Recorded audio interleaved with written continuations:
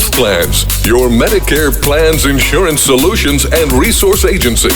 We have a variety of plans and products that fit your needs, benefit requirements, and budget, with many low or no-cost premium plans, zero co-pays, and much more. Our licensed benefits advisor's priority is your health and well-being. Call us today and book your no-obligation consultation. 1-929-367-5269.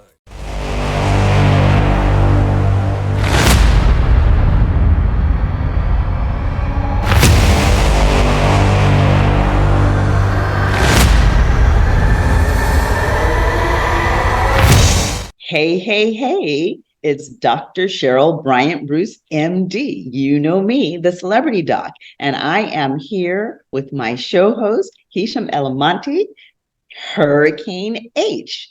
And you are here on Chatters That Matter. Let's talk about it. We're here to educate you, entertain you, and inform you. And we're here at the holidays. Happy holidays, Merry Christmas. Happy Hanukkah, Kwanzaa's coming. All of that is just a wonderful time of the year. And even if you don't have a holiday that you're plugged into, just celebrate the day.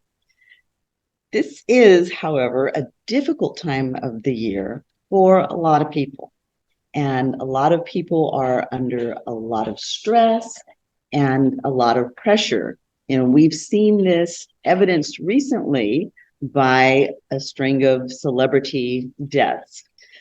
Recently, we lost Stephen Twitch Boss, who was not the co-host. What was his actual position with the Ellen Show? He was kind of DJ. I think. Yeah, he wasn't. He started out as dancer, and DJ for the show, and he really became her sidekick. He was kind of like her show host, kind of like the relationship that you and I have. Hey. So they had a very close relationship, and it was a very positive relationship. You know, he was a very positive man. He had a family. His career was soaring, and then boom, we're all mourning his death, and he took his own life. Then maybe 2 weeks back, maybe a couple more than that, we recently thought we lost one of the Jonas Brothers. As it turns out, that one was a celebrity hoax death. And there have been a number of these celebrity hoax deaths. Recently, the gentleman that played in the Game of Thrones, they said that he had died as well, and that also was a hoax. So something's going on in the cosmos right now. We've got people that are anxious and they're depressed and they're self-harming, they're self-destructing. And then we've got other people who seem to think that's kind of funny and it's something to joke about. So things aren't right in Dodge, I would say. No, I would agree, and it's sad to hear. First of all, any news when someone takes their life, and I mean, ultimately, you mentioned the hoax, you mentioned the real, suicide cases, and you mentioned also people who have like overdoses, right? And I think these three categories right here are just something that we all need more awareness about, and there's a need for help because everybody is going about their life day to day, and unfortunately, nobody knows what's going on within you and within your direct circle and immediate life. And people judge, and people decide on you. They whatever. They just have their own perspective, and they see you for what they think you are and how you are and what you are. And no one understands the struggles that someone's going through. As a matter of fact, you mentioned about Twitch as the most recent sad suicide. Again, he was lovely. I've watched his in the movie. I've seen him in action. I mean, he was just vibrant, alive, right? You would never think that someone like him would even consider such a thing. And then you and he had young children too. He had a wife and young children. That's right. I And mean, it's the holidays. and It's like well, that's the thing. Like, uh, uh, a, people. a booming career, a beautiful wife, these lovely young children. It's Yeah. the holidays. It's supposed to be a merry time of the year. And, he's got a great show. What went wrong? What Well, went wrong? And why couldn't he reach out? I think that is probably one of the biggest things that I want to address. We're talking about mental health, and mental health applies to everybody, but I really would like to kind of focus on celebrities and people who are high profile, people who are affluent, people who have a lot of attention placed on them. They're living under a bubble. So they have a unique set of stressors and a unique set of expectations that burden them. And we see this, and we see it in celebrity meltdowns all of the time now. And that's a fortunate thing. That's a fortunate thing that all of a sudden it has become almost an in vogue thing to do, to melt down and be very public about your pain. And I actually think that as far as trends go, that's a very positive trend, because it means that they're allowing themselves to open up now. They're allowing themselves to be human, because there's this expectation that they're somehow superhuman, and they don't have the same pains and struggles and all of that as all of the rest of us. And I spoke to a celebrity friend. Actually, I speak to him a lot, and he has reiterated this point a number of times. And he always says people just don't understand that celebrities cry too. That's a heavy statement coming from a man. That's a heavy statement coming from anyone, but From you're right. anybody. Yeah, from anybody. But But it's tough. particularly in a society where, men are conditioned not to cry. You got to be hard. Uh, you know, I know all about that. yeah, It's tough. yeah. That's a heavy statement. And yet that is the reality. They are carrying all of this pain around. And the culture has been that they've had to keep it all inside. They talk about fake news, and the fake news is the perfect lives, because these are people just like we are. Well, yeah, And yes, Doc, and it's funny because I think in the case of Twitch, I mean, there was even a note apparently that he yes, left yes, behind. Now we don't know the details of that, but even Tyler Perry, he actually did speak up, and while yes, he is a superstar and he's great at what he does, but he did say that he had similar struggles or struggles in his life, and he was contemplating the similar outcome, but he kind of sustained and made it through, only to realize that what he did was the right thing, and eventually he saw the better part of him excel in life. And I think that's also a positive thing that we can talk about today, sometimes today in the show. But you're right, the idea of being under the spotlight, now more than ever. I mean, if you look a few years back, I mean, yes, you got the regular media, which was simple. Now you have yes, the social media. Now it's even more. yes, You were limited to the professionals that were actually in the business, and they right, put articles and stuff, and that's one right, thing. And then you have the trends of paparazzi, and then now you have the actual social media where everybody is a media person. I right, mean, right. And everybody. we're living in a society that is mean now. I mean, people are mean, and they seem to take certain pleasure in attacking these people and breaking them down and judging them Mhm. unfairly, really, because they're having expectations of these people that are unrealistic. They're not gods, they're celebrities, they're stars, but basically all they are is people who are doing their jobs. Celebrity doesn't make you a superhuman, a superhero, whether you're an entertainer or an athlete, or, you're a top business mogul. Just because you're in that position and you're very high profile, it doesn't mean that you belong to the people. Your life is still your own.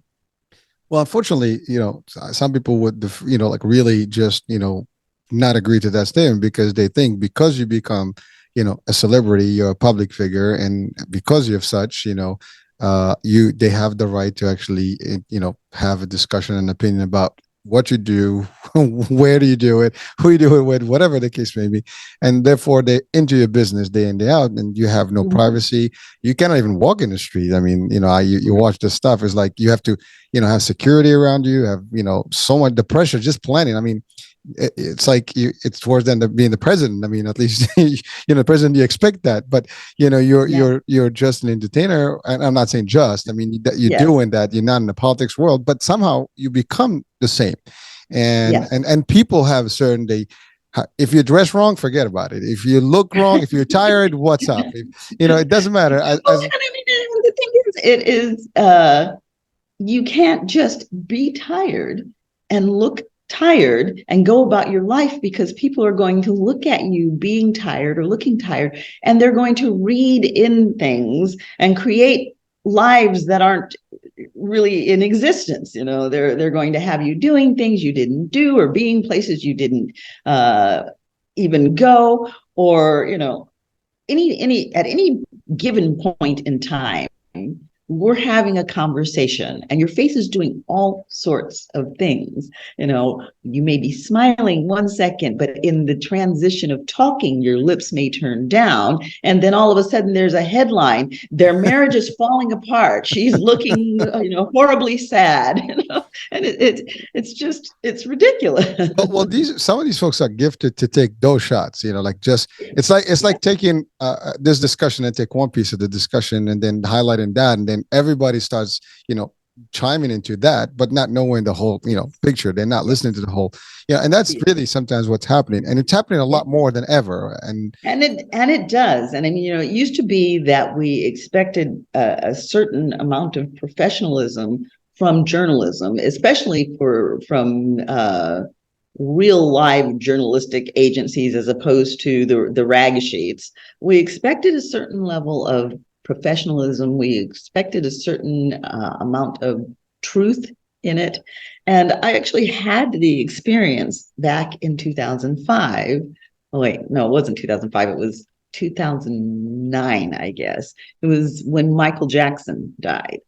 And Sanjay Gupta came out immediately after he died to interview me. And then there were a string of interviews after that. And interestingly enough, in those interviews, I got interviewed by some, heavyweight media. And I was also interviewed by Access Hollywood, which people think of Access Hollywood as more of a puff thing, as opposed to like NBC, World News Tonight or something like that. But the irony of it was, of all of the pieces that were done, the Access Hollywood piece was actually the most professional and most objective piece of journalism. And one of the other networks contacted me, and basically what they really wanted was for me to throw Conrad Murray up under the bus. And I could not do that. I refused to do that because I wasn't there.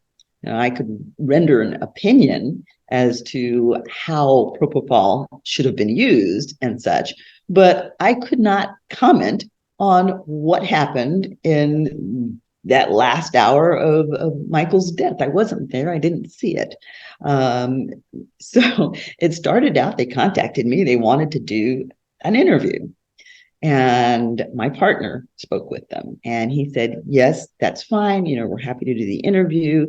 Here are the parameters. Here are the things that she won't talk about. Here are the things that she won't say. Now, initially, they were sending a limo out to get me and, blase, blase, blase. Well, after he ran down what we would not do, then they were like, well, can you catch a cab?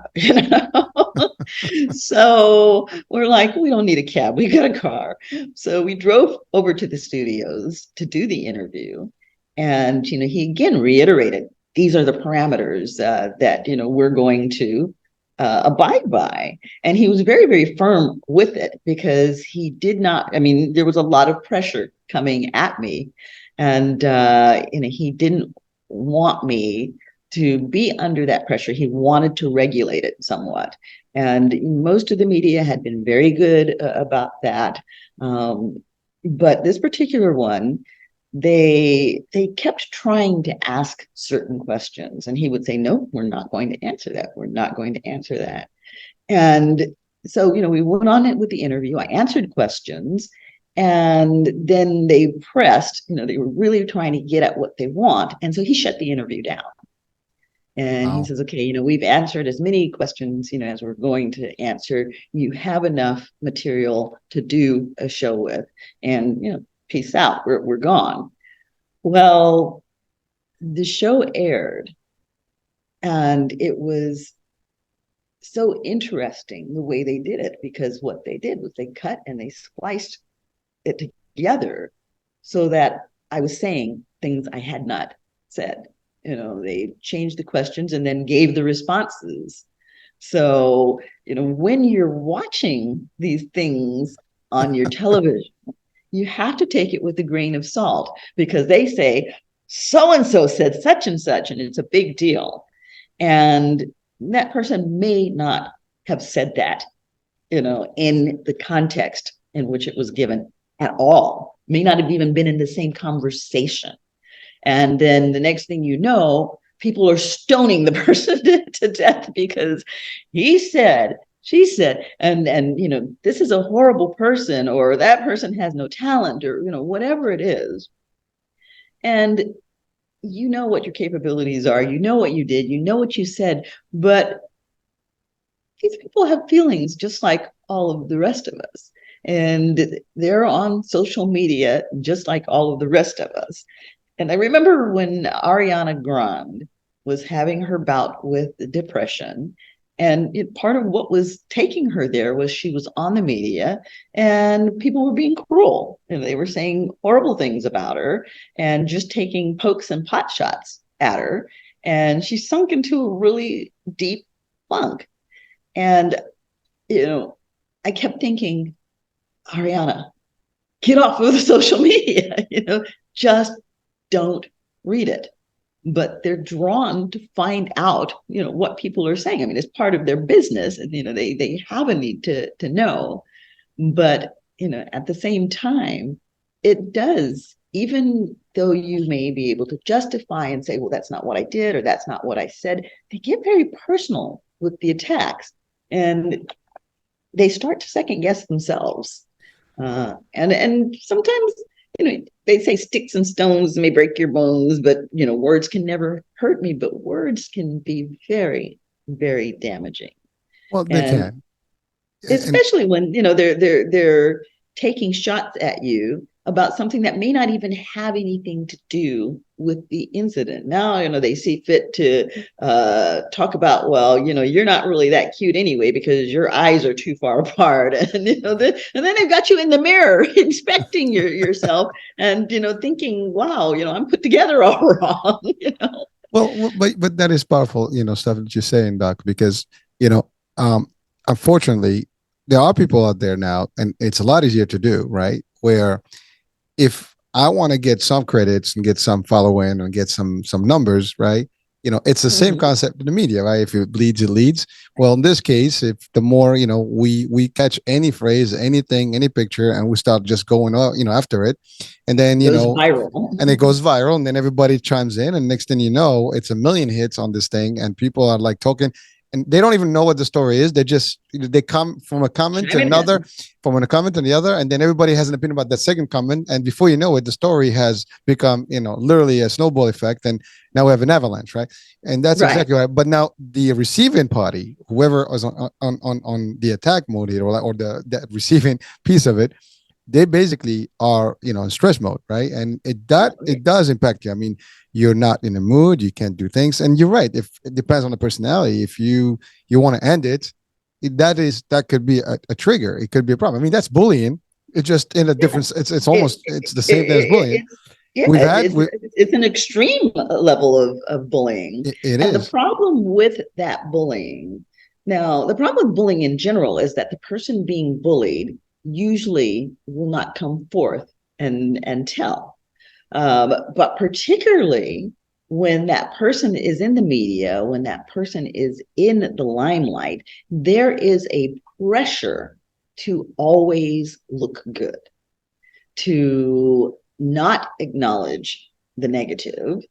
Because if you acknowledge the negative, then there are going to be attacks on that as well. So, you're kind of in a no-win situation when that starts to happen.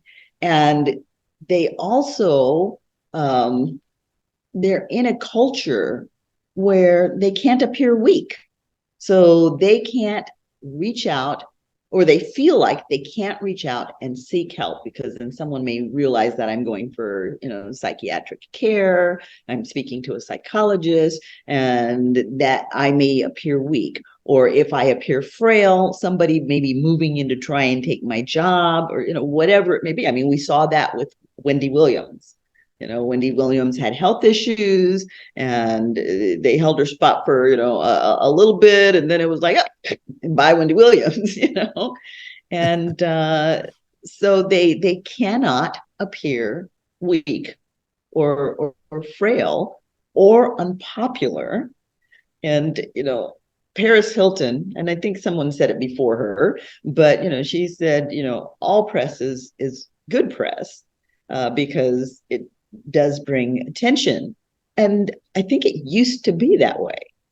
But now when you get the bad press, it becomes so scathing and so personal. And I mean, there's that real crabs in a bucket mentality. Oh, you're falling, let's pull you down. We're going to eat you alive. You thought you were all that, and you had all of that going on, and I don't have it. So, you need to be down here with me. It's amazing how we are as humans. I mean, you do not want that being done to you, right? No one wants that. Yet we dish it out to others. And that's the part that I cannot personally comprehend, because whoever is listening, watching right now, none of us wants to actually be in a position where you're being bullied, or you're being in, when someone is really into your business and stuff. Now, some people say, well, you choose to be in the limelight, you choose to be out there, right? You choose, that's fine, but there's a limit, there's a boundary, there's also, what can be done. First of all, depends what you do. I mean, not everybody is equal in terms of what their celebrity level is. And also in what, if you're an entertainer is one thing, you're in the news one thing. I mean, you're in politics, in business, everybody's different. The angles are different. But the discussion is almost the same, right? It's about like, they don't look good, they don't do this, that, if you have money, it's like, well, where they get the money, blah, blah, blah. If you don't have money, it's like, well, what's going on? They're probably doing a lot of drugs. Kids right. Exactly. You should be showing us your kids. You shouldn't be showing us your kids. There's got to be, it's funny, like someone's going to find something wrong. And even if there is, they'll make it up and start a discussion. And that's the part. They will make it up, and they will create issues around it. And part of that is a part of show business, because a lot of these shows, like we have these housewives shows, and if everybody was having just a normal, ordinary life, it would be a dull show. Actually, most people have enough drama going on that it wouldn't necessarily be a dull show. I think we all live in a reality show. Everybody has their own reality TV, right? Yeah. But because things have changed societally, And people need that constant stimulation and charge. People aren't looking to watch this show. We're not looking for Leave It to Beaver anymore. People want to see the blood and the gore and the stress and the strife. And maybe somehow it makes us feel better about ourselves. So you have these shows, and the shows actually create drama. I had a friend that was on a major show, was featured on a major show, and was in a very stable marriage, and had a wonderful job and everything else. And by the end of the show, they had split because they kept throwing pieces in, and she was like, what, I'm really getting tired of this making me look bad, and I look like I'm insecure, and I look like I'm possessive, and I look like I'm a whiny brat and everything. And she's like, this doesn't make me feel good. And then now people are throwing rocks at her and saying, oh, she's awful, and she's like, this doesn't make me feel good, and I want to turn this around. And the show's getting great ratings with this, and people are talking about her, and so the show doesn't want to turn it around because the show wants ratings. And I'm sorry if you're feeling bad about it, but it's just a show. Entertainment, right? Well, Exactly. well, that's the thing. But now you have people that take their life. And someone could be responsible. I mean, you don't sometimes by default, you're not even sure, you're not even thinking that you had anything to do with it, but you did. And because a comment you made, because of something you did, somebody just decided to end their life. And that is not something. First of all, I don't think anyone watching, listening right now, or anybody in general would want to be, I guess, responsible for a death of anyone, and let alone doing it in such a horrible way, because really that's like, a very nasty way to do it. And unfortunately, sometimes people do have a limit of patience, and the stress takes over, anxiety takes over, depression takes over, and the thoughts begin. And I mean, you and I, like you said earlier, we actually connected through the suicide prevention hotline, and we both were on those shows, and that's how we connected. But this is like a real problem. This is a real thing that is affecting. I think anybody watching, listening knows someone in their either friends, family. Statistic here.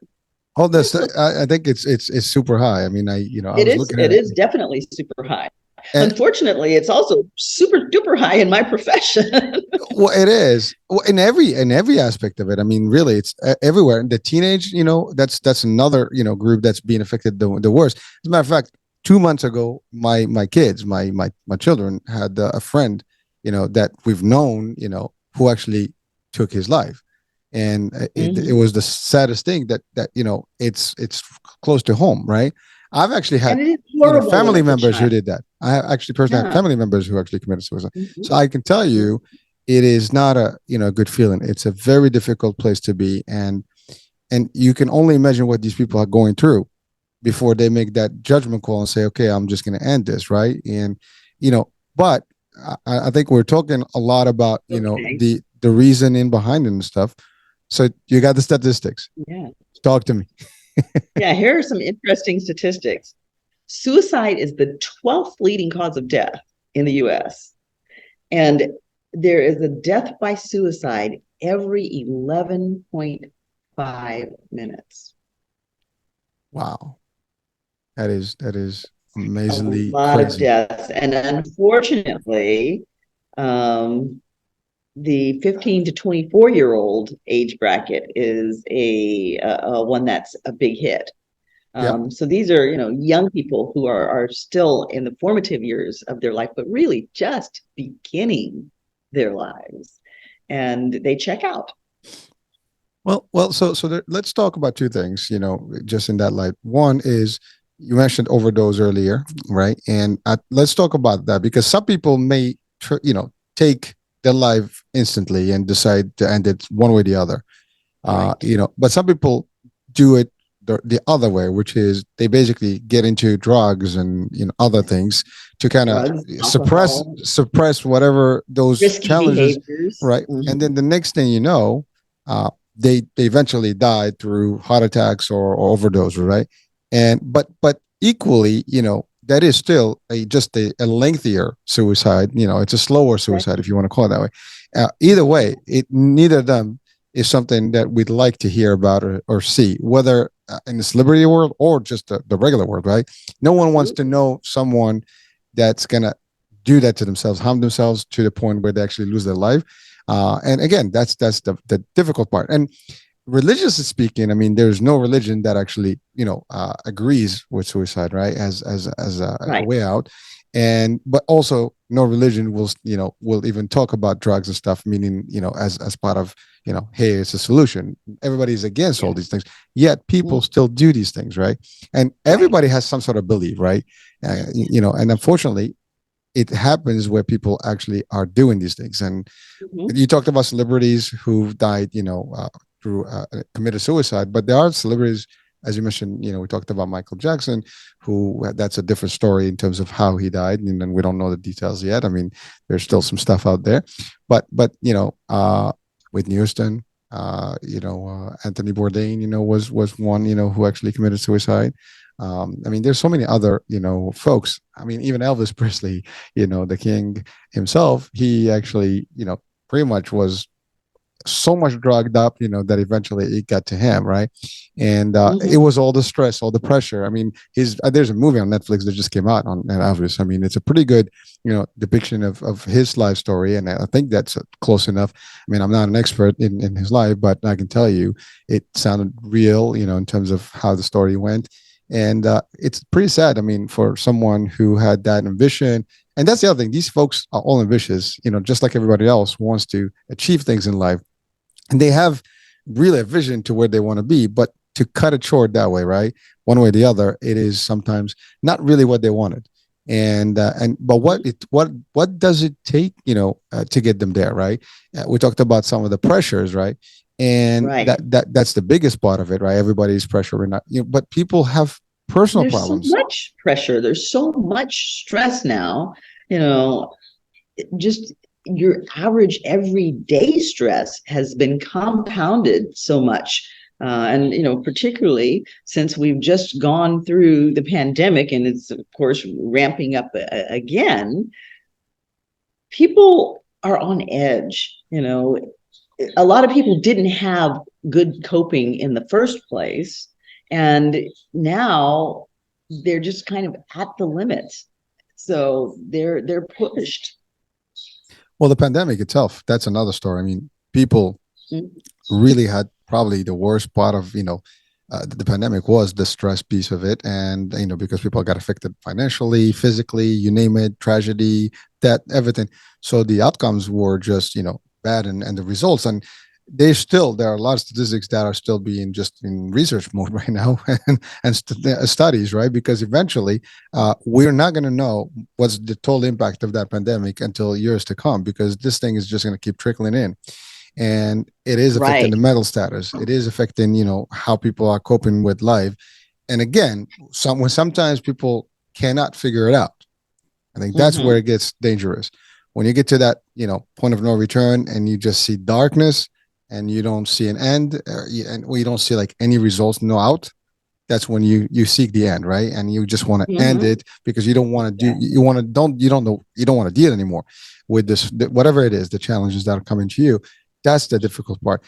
And I think what we can do as people, I mean, from this show, and again, through the programs that are out there, there is help. I mean, I think folks should always, if you're not sure, if you feel that you're having problems, seek the help. You mentioned something earlier about I guess the stigma of being in reaching out to like psychiatrists and psychology, folks and experts, especially as a celebrity, can be a problem. But now with online, you don't even have to do it physically. You can do this, with nobody knowing that you're actually having Right. treatments worldwide. I mean, I have Dr. Haim, I mean, who's from Australia. He's world renowned.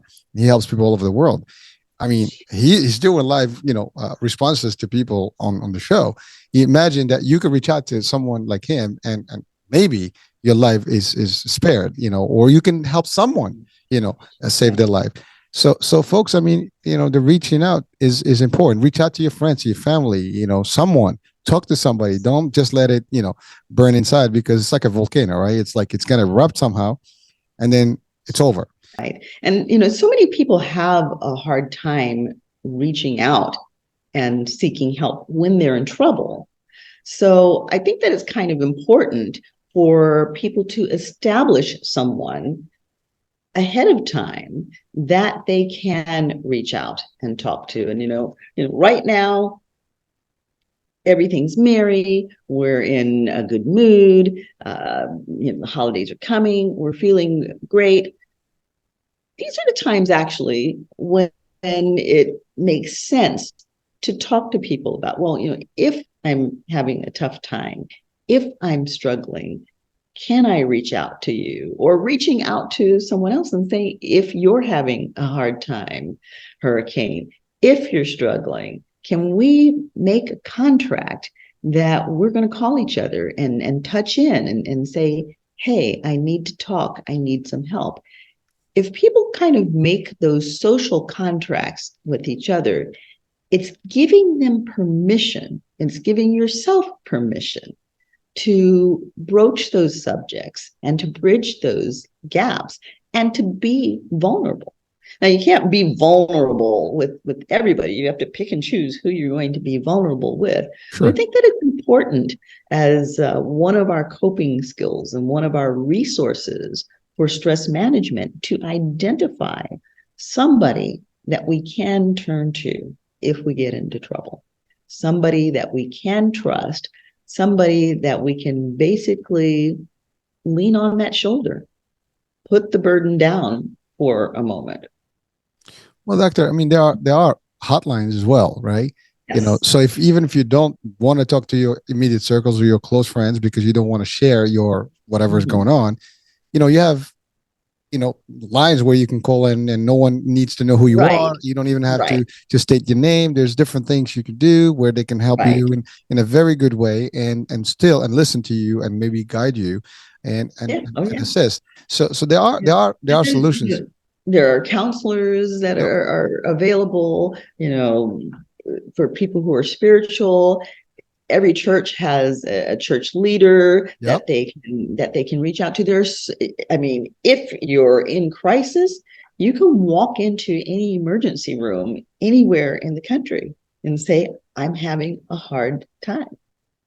And they will connect you with resources. Well, doctor, that's interesting that you said that, because everybody thinks emergency room is when you have a kidney stone, for example, or something, or like a broken arm or something, right? You Right. know, or God forbid an accident. But really, Right. no one thinks about it as a behavioral type of approach, where if you have a mental, emergency, that you can also go in there, and they have folks to help and guide you to the right department, and even admit if that needed, to protect you, right? And so, Mhm. so that's something that we are not conditioned to even know about, right? Because that's not what we've been told, or at least that's not what we know. But you're right. Like at any level, there's someone out there that can help, and it's someone that's willing to listen.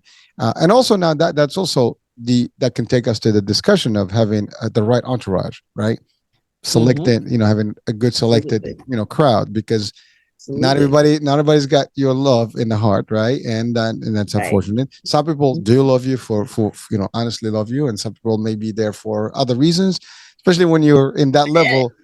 Yeah, The and money can that's play. actually a very real thing because one of the things that I do, I'm a concierge physician, and so I'm a private personal physician, and I'm there for my clients. And one of the things that I hear them saying when they are in these meltdowns, when things aren't going well, um, one of the stresses they identify is that they don't know who they can trust. They don't know who's there for them and who's there for the money or the fame or the party or, the position, the title, depending on, what your role is, your celebrity, politician, whatever it is. They have a heightened sense of there are people around me who they slather me with attention and compliments and act like they're about it. And yet my gut sense is that it may not be about me at all. And who can I trust? Who of these people? Because some of these people are even friends and family. And I mean, it's like when it comes to money, it's amazing how families can become very dysfunctional very, very quickly. Um, so I see just tremendous levels of stress in people who are very successful in their fields. And then the other thing to talk about too is one of those stressors that they have, and I mean everybody deals with this, but they deal with it to a heightened level, is the green monster, envy, jealousy.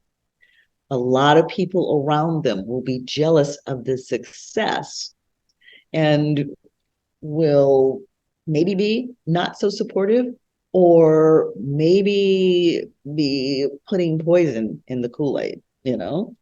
So they have to worry about all of those extra things. Now, what can they do to kind of mitigate some of this stress? As you said, having that trustworthy entourage. And even within that entourage, you've got a bigger entourage because you've got security and this and that and the other thing. But even if you're a celebrity, you need to have that inner circle. Yep. And I remember my grandmother told me, if you have 5 close friends, 5 ride or die folk in a lifetime that no matter what, they've got your back, you've been very successful.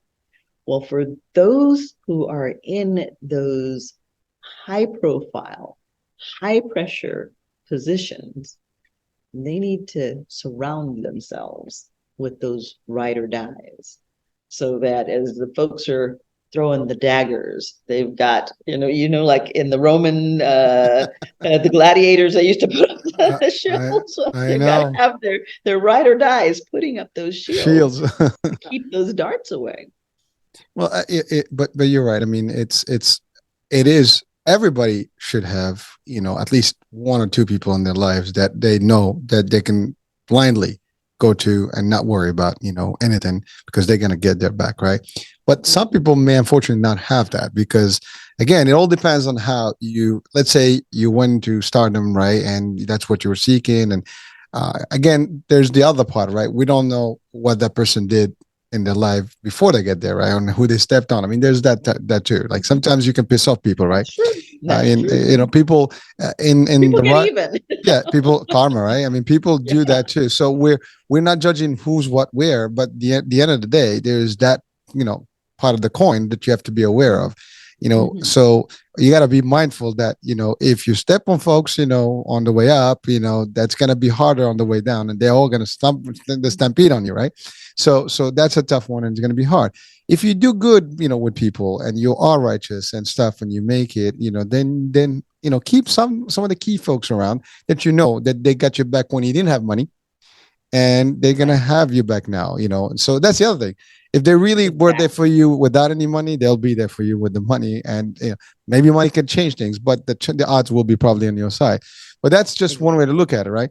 But that's the balance. I mean, again, there's no magic formula here. I mean, everybody has the ability to identify some of those folks. But again, when you start, everybody that's going up right into the ranks, no matter what, at work, in business, in celebrity mode, everybody that is today a celebrity, right? Started somewhere where they were admiring another celebrity. They had a vision and they had a dream, right? And the anthem of the World Cup this year is like, "We are the dreamers," right? Right. So the song, that's a beautiful song, right? So everybody is a dreamer, and you do work towards that dream, and many people do achieve that success. And when they get there, that journey is hard. That's when they get all this influx, and then sometimes it's mismanaged by a lot of different reasons. And then now it takes that toll on you mentally and physically. That the physical part is one thing, but the mental part is I think personally, mental Well, health is neither do. worse. The mental That is the worst. yeah, Yeah. mental health can be worse because your Mental mind is playing. leads to the physical. I mean, unless you're hit by a car or someone shoots you or something like that, generally our physical problems come from emotional and mental stress. Dis-ease leads to disease. Dis-ease causes inflammation. Inflammation causes disease. So emotional, mental stress is definitely more significant than physical, because physical usually won't come without the emotional and mental. And that's barring fatigue, because that's another factor that plays in with people who are very, very successful. People who are very successful are usually very driven, and they're putting a lot of time and a lot of energy into whatever they're doing. I mean, you and I were case in point. But at times you can get so fatigued that things that would not normally emotionally or mentally unsettle you, you can more easily be pushed off of the wall. You're itchy. You're Yeah, sensitive. Well, it exactly. is true. Exactly. Well, I think the biggest part that people don't even realize about, when you're in a business mode or celebrity, specific celebrity. Now we can talk about, artists and actors, right? Specific. Mhm. Those folks, I mean, sleep is very scarce with them because first of all, people don't realize this, but a lot of movie is shot, early, early, before sunlight or after Yeah. sundown because they want And the streets off. Yeah. people also don't realize how, they see, the red carpets and the fancy clothes and, the cars and the houses and everything, and they're like, oh, that's the life. They've got the easy life. What do they have to complain about? They don't understand that those celebrities, most of us are working an 8-hour, maybe a 12-hour job. A lot of times those celebrities aren't working 8 or 12 hours. They may be working 16 hours or even 20 hours. They put in long days on sets. People who are out touring, musical acts that are out Yep. touring, Yep. they're taking stuff to take them up and taking stuff to take them down because it's just constant push, and exhaustion is a big risk factor for tours being cut short. We send IV nurses out, with people who are touring, giving them what we call Myers cocktails, their vitamin bags to try and boost them back up. I mean, they're under a lot of strain that most of us aren't having to deal with.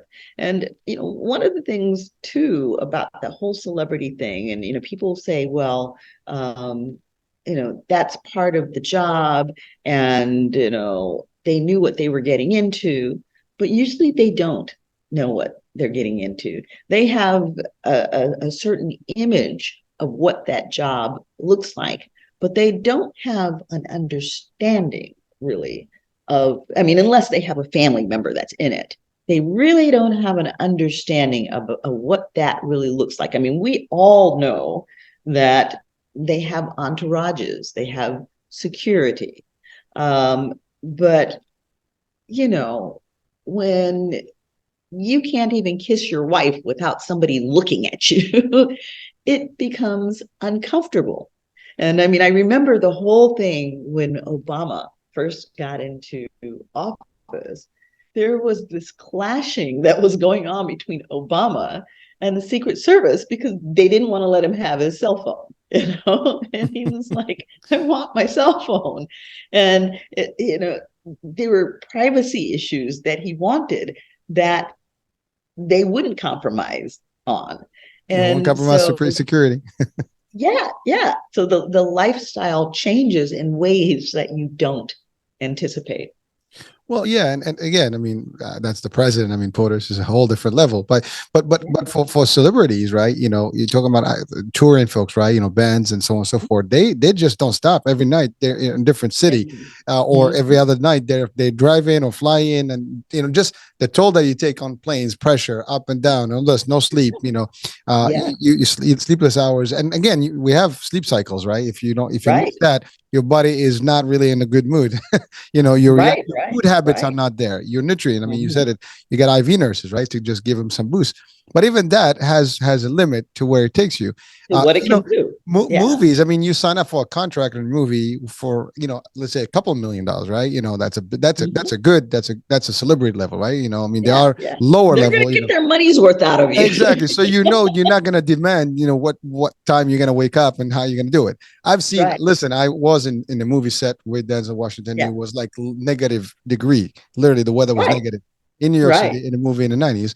Yes. And he was literally in the trailer, comes out, in the cold, and Yes. he would sit there for a few minutes just warming up, and then they get in the set. And that scene actually was there for like 3 hours. Once more, it was literally less than 10 seconds in the movie, but it was Yes. about a few hours in one scene, right? And Yes. he had no choice, and he had to do that, right? And this is Denzel, Right. right? And Right. and there's we can talk as many as celebrities, as you want. Yeah. Well, let's talk about Kate Winslet when Oh, for the they filmed the Titanic, Titanic. yeah, yeah, That whole scene where they were underneath the bottom of the boat, and Leonardo DiCaprio was Holland, chained yeah, to the pole, yeah. and she was trying to save him, and the water was filling up and everything. What people didn't know, I mean, that water was like ice cold because they had to create the effect of the steam coming off of their breath and the whole bit. But she actually nearly drowned in that scene because she got caught. I think her dress got caught for something, and so there was a struggle, for her to get out. And these are dangerous scenes that people are in, and a lot of preparation even goes into those scenes, and we see one scene, one moment, and that particular scene probably took days, Right. absolutely days. And let's And talk about, we got a nice new movie out, Wakanda Forever, yeah. and the beautiful Lupita is in it, and we see her in the underwater scene where she goes down to save Hmm. Suri, Yeah. and she trained for that. She actually posted her training where she's on the bottom of the pool with weights, walking like a crab with these weights. She trained for weeks in order to be able to do that role. Thank you for bringing that up, because that's the other part. A lot of these movies, I mean, John Wick, right? One of my favorite guys, Keanu Reeves, right? Yes. He trains months and Yeah. months, and Yeah. real weapon training. I mean, he's really Yes. doing the range. He's doing those stunts because Right. a lot of them are him. I mean, Tom Right. Cruise, he does his own stunts. I mean, these Right. folks really are literally putting blood and shedding Chadwick sweat, Boseman. exactly, and they're making it, to get there. And people are seeing the end result, right? Beautiful, yeah, but it takes months of training, and people say, well, they were getting paid for it, right? Well, yeah, but that's okay. They get paid for it, but it's a lot of work, which takes a toll, which means that now they're not really as healthy as you think, and therefore they are very vulnerable to anything, right? Yeah. And if you itch them the wrong way, you know that's exactly Exactly. what happens. Something happens to in their life. I mean, you hear these things like, what the hell just happened, right? But Yeah, there are triggers. exactly. There are triggers that are ahead of the game, right? Before it happens, there are triggers that sometimes you don't see them. And Right. Robin Williams was one of the most funny guys, right? You would never Right. thought that he's actually going to be in that particular predicament. Yet he made people laugh, and everybody looked at him like, you know what, I'm going to have a great time watching him. But Yeah. nobody knew the And he struggles he was carried going all through. of that pain and struggle inside. Exactly. And that's the part that we should be aware of, is that folks, everybody around us, you know should be beautiful, should be happy, and know that they have struggles, period and out. We expect them to have the best life, but understand that no matter what you think, the facade that they give you in behind the scenes, there's so many things going on that they may not share with you physically or publicly, but they're going through their own time, their own, whatever struggles and problems and hurdles and personal matters. And, when you start hitting them and stuff like that, it just makes it worse. And then you could literally be causing, more damage to these people. And Yeah. that, and this could Yeah. be not even, just can be your family members. Yeah. Oh, yeah. And I mean, even, we've been kind of talking about it in terms of celebrity stress levels, Yeah. but, the majority of the world are not celebrities, and yet they're going through things. And one of the things that I tell people is you have no idea what the person in front of you is going through, whether it's someone you're working with or a store clerk you're buying from or just someone you pass in the street. Give other people grace because you don't know what they're going to. And one little thing that you do could be the push. And I remember I had a child that had liver disease, and he was passing, and he had a lot of pain and everything, but he did it all with such grace, and there was just something very special about him. And at his funeral, tons and tons of people showed up. And one of the people that showed up, and I'll put this into the perspective of this was a child that was in a wheelchair that didn't speak. And one of the people that showed up at his funeral was basically a homeless person. And she used to sit in front of the Safeway that we shopped at. And she heard that he had passed. She heard about the funeral, however she heard about it. And she showed up for the funeral. And she came to me and she said, God bless him. I'm so grateful for him because he saved my life. I'm going, how, how is this? And she said on the particular day that we came in, he was in a lot of pain, and he was kind of fidgety and kind of whining a little bit. And she had decided on that day that her life was not worth living and that she was going to commit suicide. And she said that when we came in, she looked at him and she knew that he was in distress because she had seen him coming in, for months. And she knew that he was in distress, and she could see that he was in pain. But he looked at her and he saw her. She said it felt like he looked right through me, and he saw me, and he saw my pain. And I looked in his eyes and I knew that I was wrong. That if this little boy was going through everything that he was going through, and he looked at me with such love and compassion, then what right did I have to complain? I'm able-bodied. She said, I'm homeless, but that's a remediable, a situation that can be remedied. It's just a situation, and I have it within my power to make changes and do something different.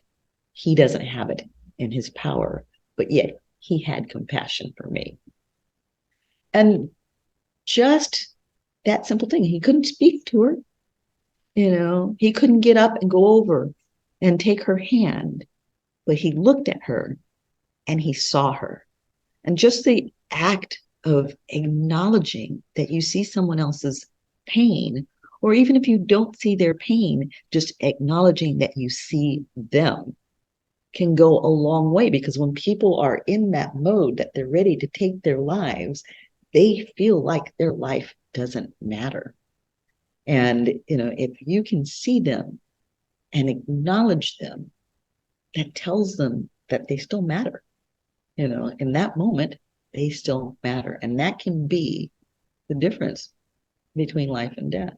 That 1 second that you took to respect somebody, to see someone,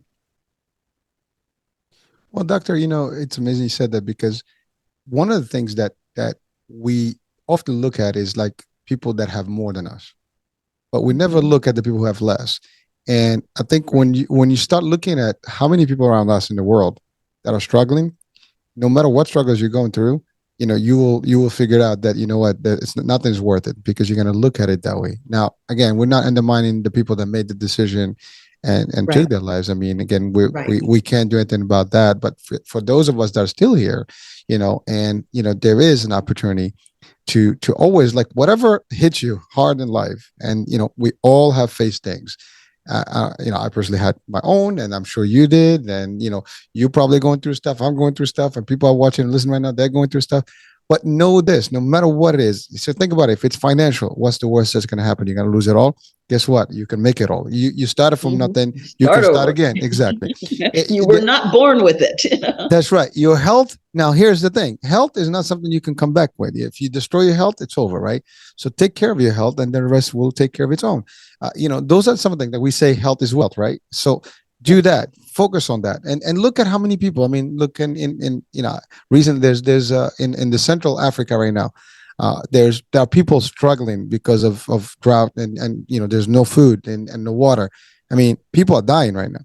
You look at Right. that, you realize, like, how fortunate you might be for whatever it is. Even if you're homeless right now, right?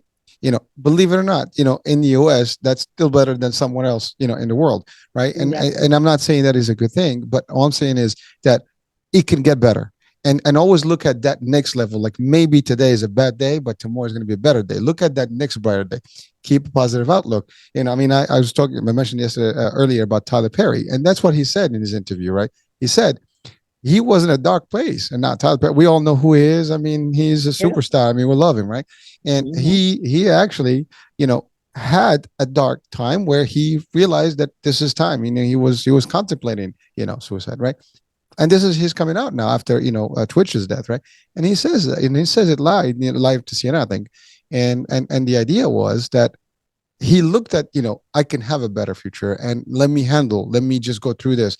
And he did. Now, if he had ended it, he wouldn't see the better part of him, which is today. Right.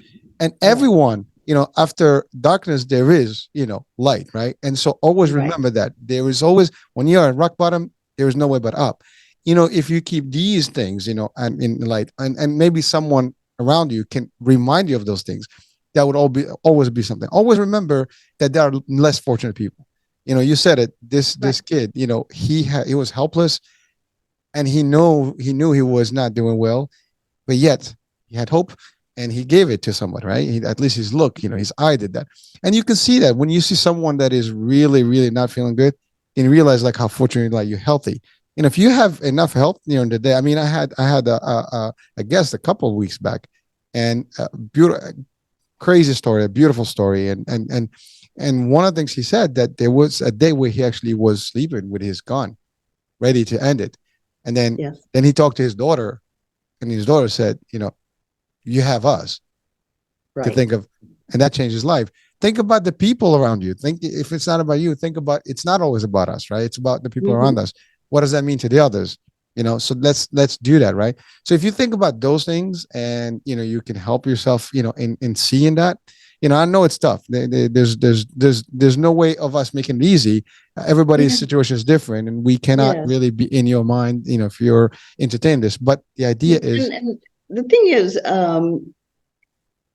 a lot of people will say, well, I don't have anybody to think about.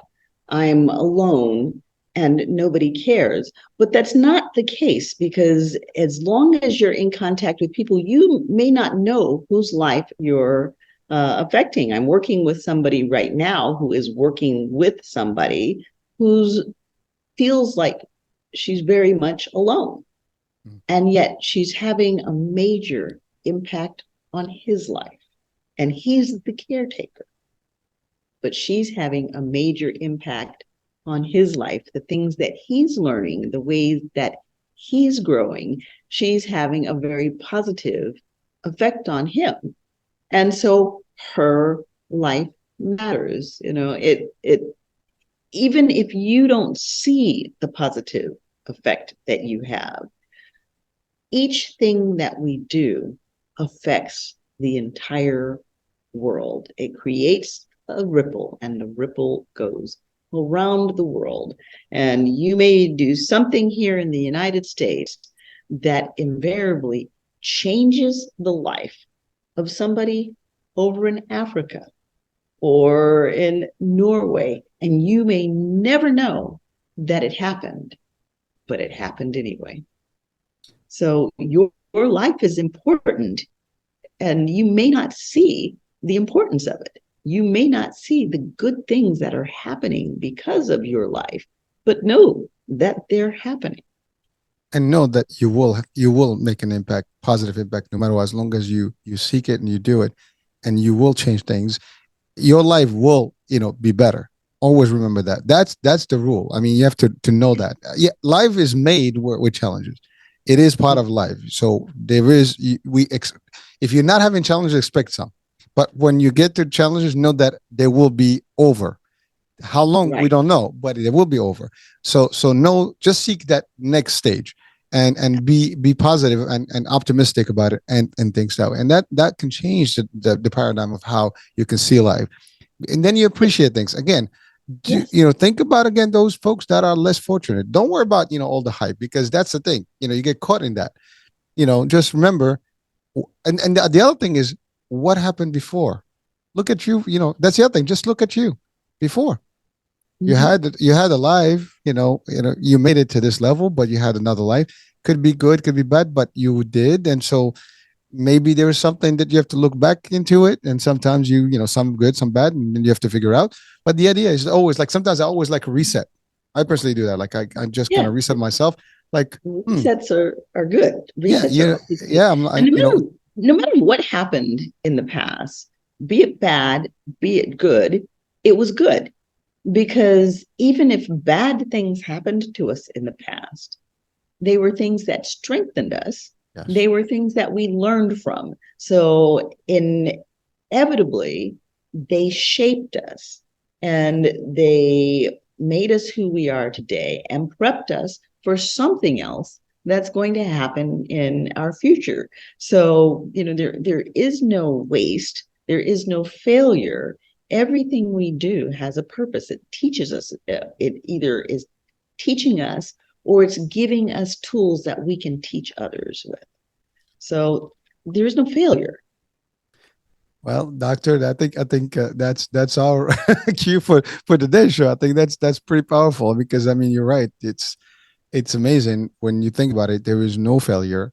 It's how we see things, right? And everything is a learning experience. And Yes. when learning means positive, that you picked something, right? So that what we call failure is an actual positive thing that you just learned not to do. So it's all good. So you Right. see that, and know that if you lived another day, your life could be, that's the 1 degree, that's the next level. Between success and not success is just one extra step, right? One extra day, one extra minute, one extra thing, right, that you do.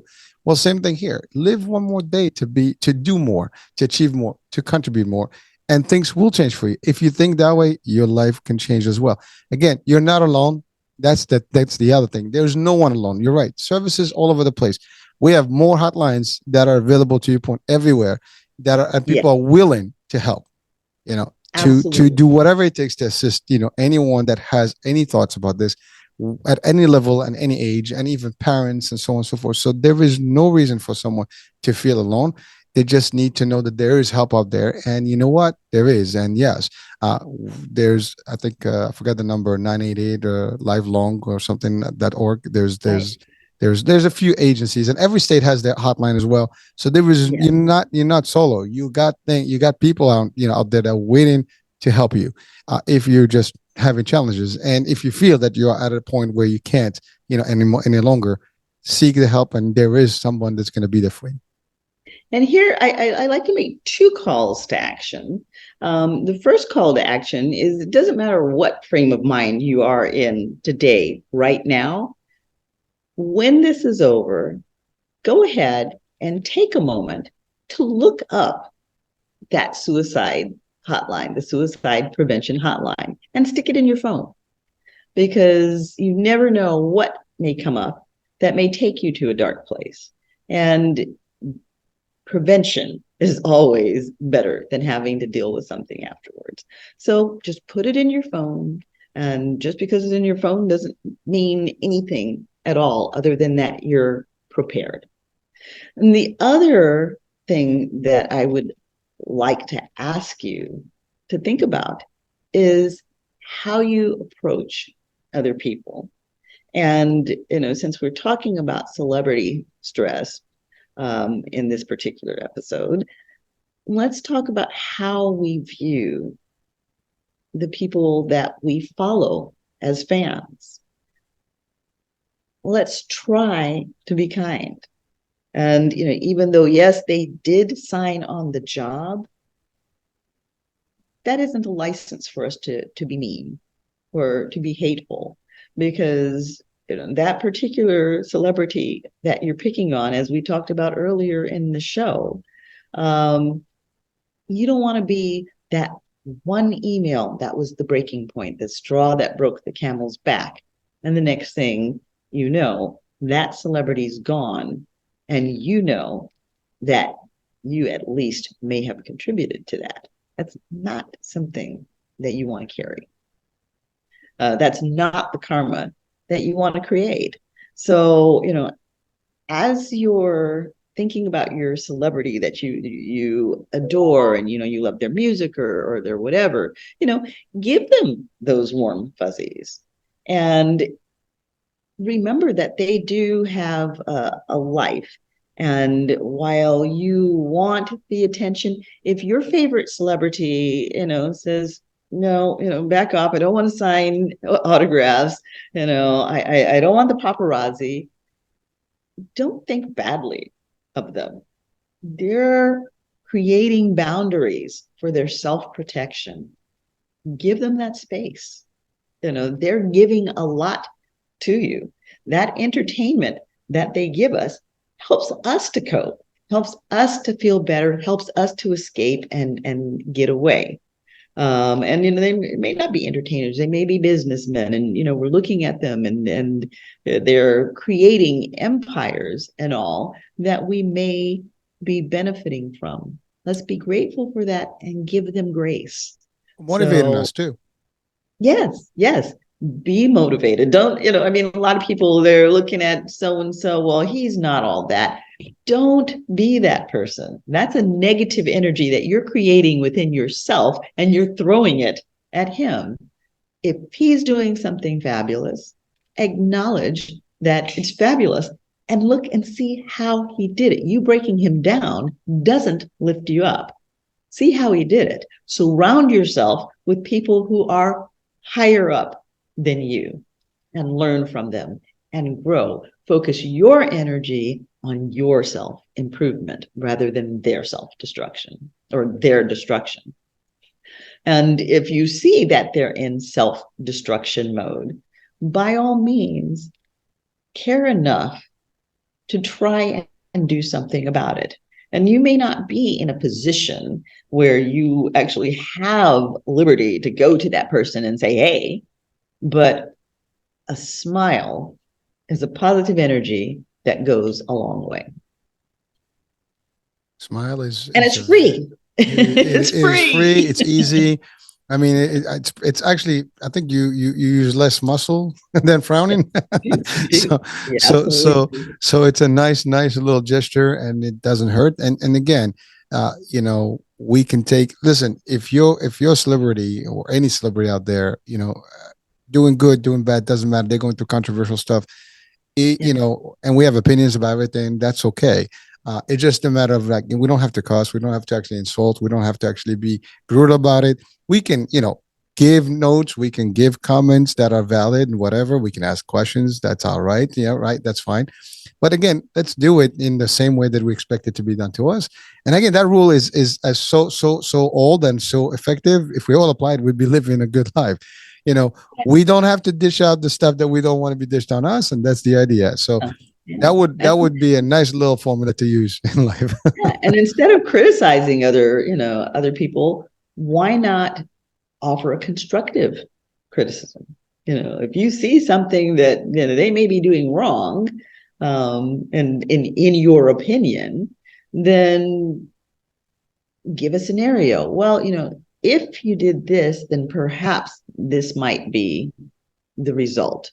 Give a suggestion, an idea. They don't have to take it, but at least you're putting positive energy back out there. Two negatives never make anything good. They That's just right. don't. That's right. Well, listen, positive is powerful. And I think, with those comments, I think, there's plenty of positivity here today that, everybody that's watching, listening can help. I mean, we can all have a helping hand here to maybe Yeah. prevent someone from getting into a dark space and a dark place and eventually wind up in just making that bad decision. And I mean, to them, it may not be bad, but the idea, it is a bad decision because the outcome of it is not helping them or anybody in their family or surroundings. So we can all be positive, I guess, messengers, and help people around us. So if you see something, say something. Well, if you notice something, help, just do something about it. And I think we can And all help contribute. yourself.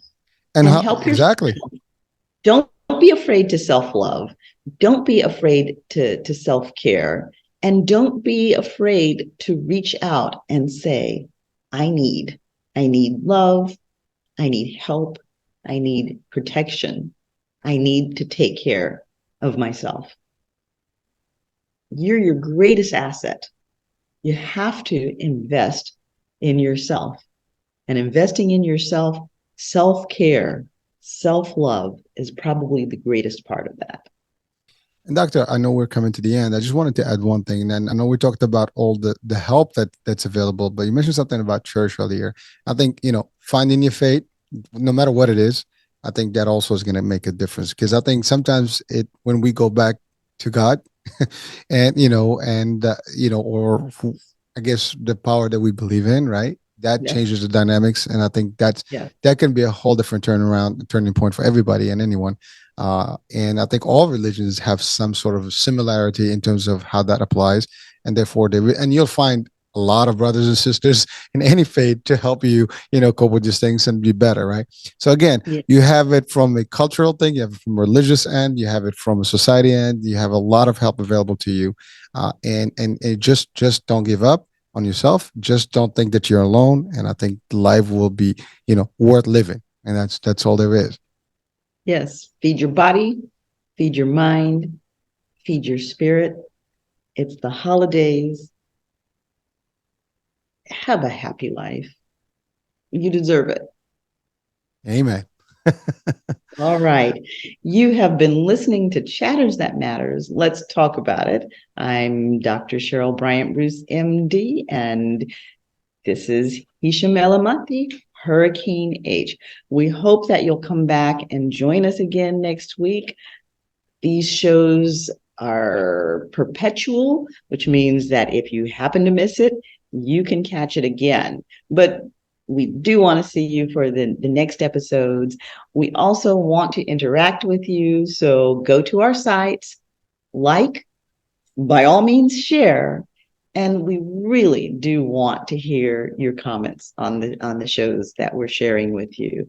Tell us what you like. Tell us what you want more of. Tell us